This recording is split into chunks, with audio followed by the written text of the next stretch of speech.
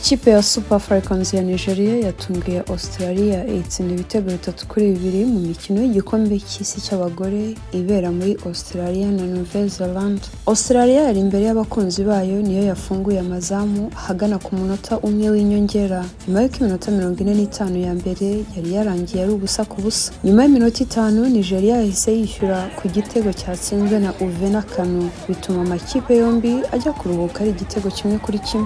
Nyuma y'iminota 15 bagarutse mu kibuga, Nijeriya yabonye igitego cya kabiri cyatsinzwe na Osinachi Ohale, byongera kuzamura icyizere ku bakunzi ba Nijeriya bari babukereye. Rutahizamu Asista Oshuara winjiye mu kibuga asimbuye yaje gutsinda igitego cya gatatu, ari nacyo cyahesheje intsinzi ikipe ya Nijeriya yasabwaga gutsinda uyu mukino utari woroshye. Abafana ba Nijeriya baganiriye n'ijwi ry'Amerika bavuze ko bishimiye intsinzi yo kuri uyu mugoroba nubwo batanyuzwe n'iminota 11 y'inyongera. Wari umukino mwiza, navuye isidini kubera uyu mukino. Twari tubizi ko ari umukino utoroshye, bityo twagombaga gukora ibishoboka. Umukino wagombaga kurangira ari 3-1, umusifuzi ashyiraho iminota 11, yari nka 20 kuri twe gusa twashoboye gutsinda, turishimye kandi ni byiza kuri twe nk'uko bibona. Rashidat Ajibade watanze umupira wavuyemo igitego cya kabiri yatangaje ko wari umukino utari woroshye ariko babonye intsinzi. Nibiba byoroshye gukinira ahantu hameze gutya imbere y'abafana buzuye stade, gusa twakomeje kugira intego bityo bidufasha gutsinda.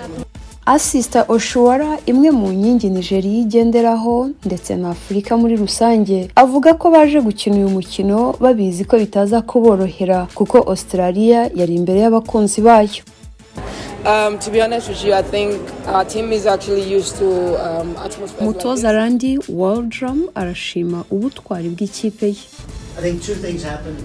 Ndakeka hari ibintu bibiri byabaye, navuye ku gitego twatsinzwe ndetse n'icyo kwishyura kuko abakinnyi ba Australia bo hagati batugoye kubera ko twabahaga umwanya. Nabwiye abakinnyi guhindura umukino kuko twaje dushaka amanota 3.